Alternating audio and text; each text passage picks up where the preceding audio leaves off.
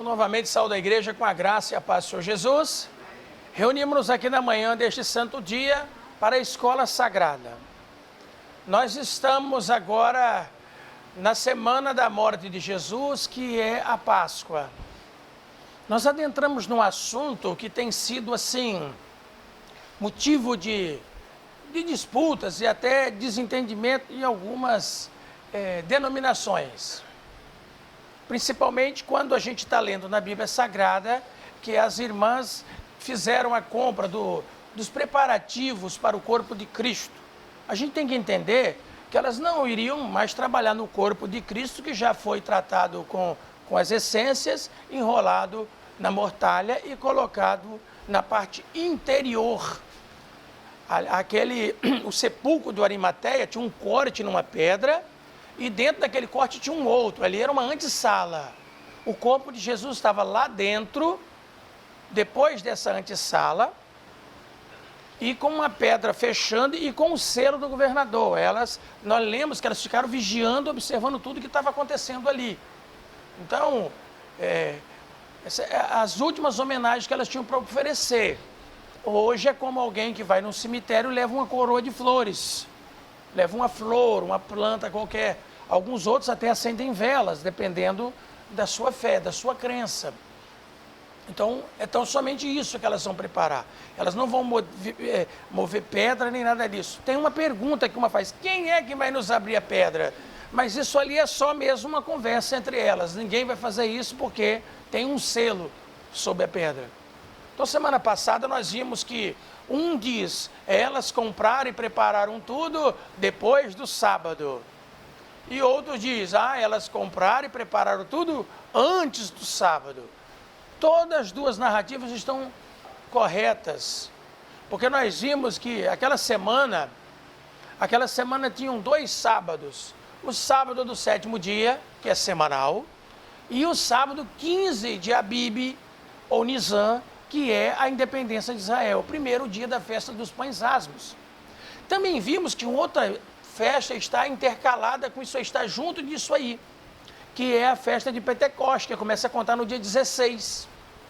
Então veja bem, 15 de Abib é sábado, 16 de Abib começa o cômputo para 7 sábados que vão acontecer em qualquer dia da semana, contando a partir daquele dia, 7 semanas inteiras mais um dia. Então vão ser outros 7 sábados que vão ocorrer dependendo da posição da semana da festa, como vão acontecer. Cada sábado, o dia 23, depois o dia 30, depois o dia 7 do outro mês, vai estar acontecendo assim.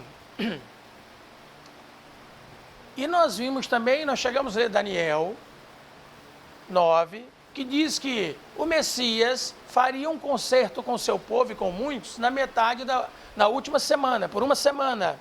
E na metade da semana faria cessar o sacrifício. Existe uma profecia das 70 semanas de anos de Daniel, que são 490 dias, que representam 490 anos depois do cativeiro babilônico, a reestruturação para reconstruir a cidade. E vai ser dada uma ordem para que isso seja acontecido no ano 450 e pouco antes de Cristo. Essa última semana de Jesus, que é a última semana da profecia, que são 7, mais 62, dá 69, falta uma semana, não é quando ele nasceu, é quando ele assume o seu ministério. E o ministério de Cristo é cerca de 3 anos e meio. Esse é o ministério de Jesus. Jesus é batizado por João Batista já de 29 para 30 anos de idade. Como a gente pode dizer que ele tem um ministério de 3 anos e meio? Nós temos algumas leituras bíblicas que fazem a gente entender isso. Existem alguns números na Bíblia. E essa escola eu vou começar então do fim para o início. A Igreja do Testemunho de Jesus não lida com esses números para quem tentar descobrir nem dia, nem hora, nem mês ou ano da vinda do nosso Senhor e Salvador Jesus Cristo. Nós não lidamos com isso. Nós somos contra esse tipo de conta, de soma e de tentativas. Muitos já fizeram isso no passado, desde logo depois da morte e ressurreição do Senhor e a sua assunção aos céus. Existem alguns movimentos mais modernos, de 150, 200 anos atrás, de 70, 80 anos atrás, mas nenhum deles é o que está na Bíblia Sagrada. O dia e hora ninguém sabe.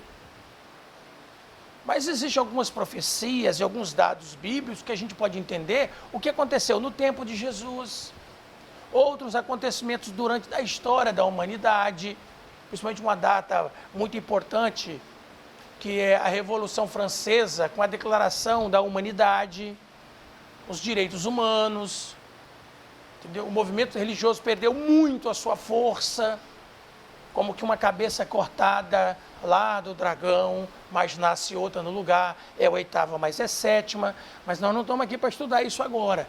Mas nós estamos lembrando que existem esses números, existem essas porções que são apresentadas, e a gente vai comparando uma coisa com a outra, vai achando a causa e vai entendendo melhor o processo do ministério de Cristo. Então vamos ver aí Daniel 9. Daniel 9. Semana passada, no final da escola, a gente falou sobre os guardas. Sim. 16 guardas. Sim.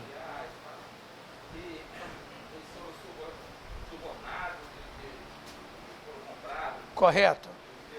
Pelos sacerdotes. Que foram, que dormiram. E que o corpo foi roubado.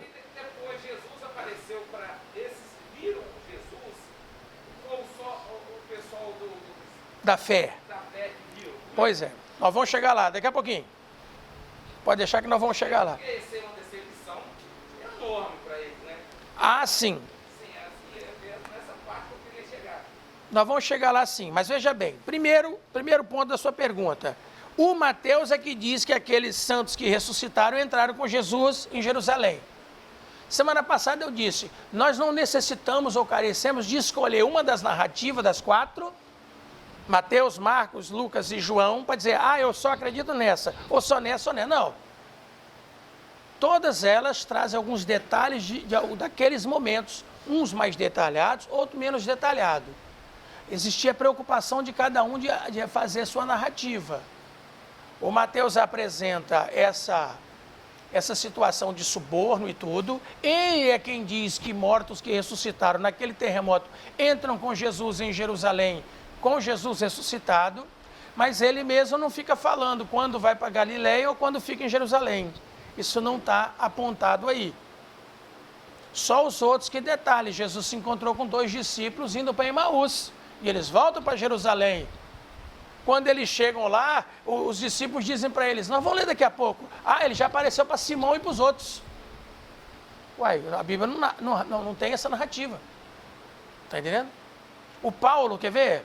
1 Coríntios 5, eu acho que é o 15. Vamos ver aqui se é. Mesmo que não aparecesse o outro, não viram ele, a notícia corre. Sim, sim. Mas não é 1 Coríntios 5, 15 não. Deixa eu ver se é 2 Coríntios então, peraí. Se é 15, 5, pera só um pouquinho. Sim, é 15, 5.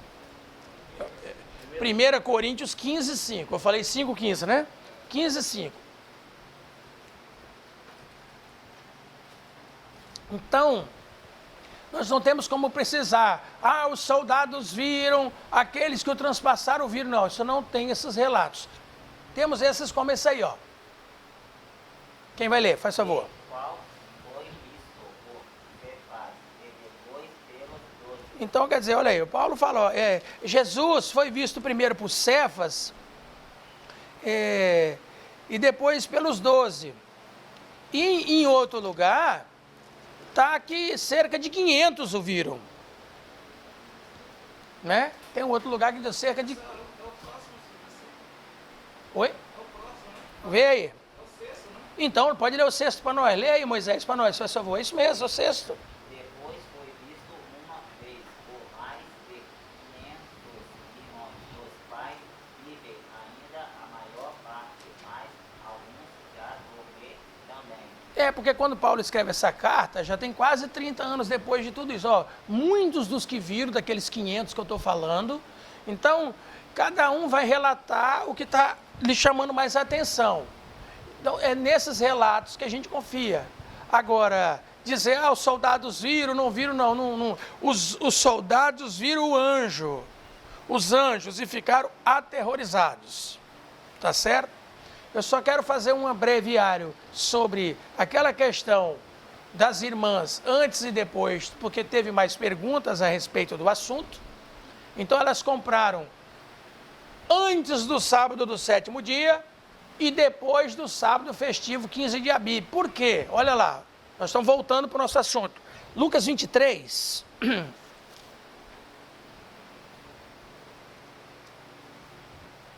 Lucas 23 fala assim a respeito do finalzinho do dia que Jesus vai ser sepultado. Ele está na cruz e vai ser sepultado.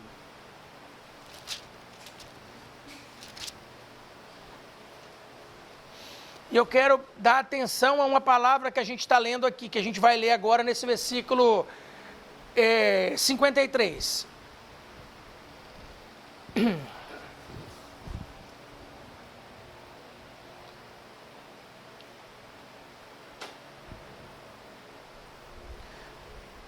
Pode ler até o 56. Lucas 23, 53 a 56. Quem vai ler? Havendo tirado, envolveu num lençol que for um sepulcro escavado numa penha, onde ninguém ainda havia sepultado. E era o dia da preparação, e amanhecia o sábado. Veja a linguagem. Nós sabemos que o sábado começa quando? Na hora do pôr do sol. Está anoitecendo. Olha a linguagem. Jesus, veja bem, Jesus morre às 3 horas da tarde. Isso aqui está acontecendo tudo 5 e pouco. Vão tirar o corpo de Jesus e tudo. Da tarde. 5 da tarde, 17 horas. E está dizendo que amanhecia o sábado. Nós temos que prestar atenção nessa linguagem da Bíblia. Quando diz aí amanhecia, e amanhecia. Aí bota Jesus ressuscitando 6 horas da manhã do domingo. Entendeu? Por causa dessa linguagem amanhecer. Está ficando escuro, está anoitecendo e está dizendo que amanhecia, porque surge o sábado. Está aparecendo, o seu sábado está começando. Né? Está começando, né? Um novo dia está surgindo. Um novo dia, não o sol. O novo dia, porque para eles não é meia-noite, como é para nós hoje, né? No cômputo que controla os nossos dias e horas e meses. É tarde e manhã, mas ele não chama de tarde, ele chama de manhã, porque está surgindo o novo dia. Porque agora está falando para gregos, né? Está sendo escrito para os outros povos. E o Lucas é grego. Então é uma linguagem para você entender, está começando o dia de sábado. Então como é que elas fizeram? Pode ler aí, por favor. As mulheres que tinham vindo com ele da Galileia seguiam também e viram o sepulcro e como foi posto o seu corpo. E voltando elas, prepararam especiarias, perguntando se no sábado repousaram conforme o mandamento. Quer dizer, o sábado do mandamento é o 7º. Elas repousaram o sábado do 7º dia. Por quê? Porque agora elas vão voltar para casa e tem que rapidamente preparar a Páscoa para comer a Páscoa. Esse 15 de Abib é um sábado porque é feriado, é descanso, cessação de feriado, que pode até cozinhar, que a gente viu semana passada, que pode preparar até o alimento para as pessoas comer, coisa que é proibida no 7º dia. Então, essas coisas estão acontecendo. E o Marcos 16:1 vai dizer o quê? Vamos lá, Marcos 16:1.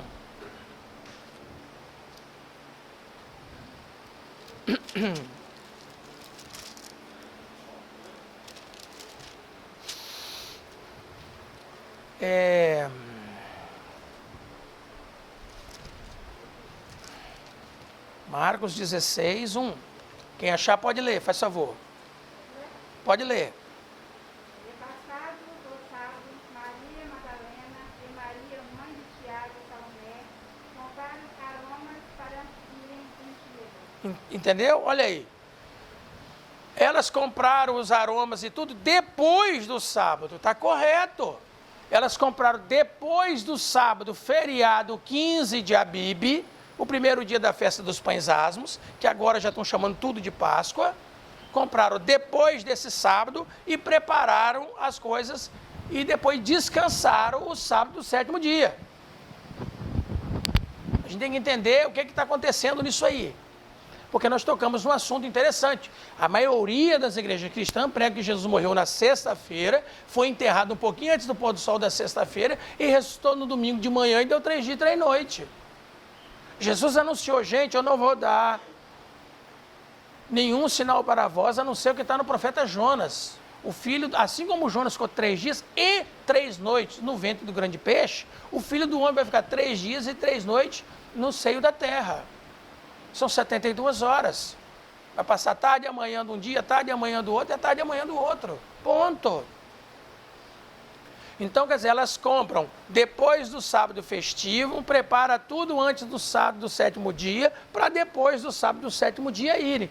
Quando elas vão realmente encontrar com Jesus lá no sepulcro, está acabando o sábado, que é o Mateus 28, 1, terminando o sábado, começando o primeiro dia da semana, Maria Madalena e a outra vão até o sepulcro, aí está corretíssimo. Quando chegam lá, já aconteceu um terremoto.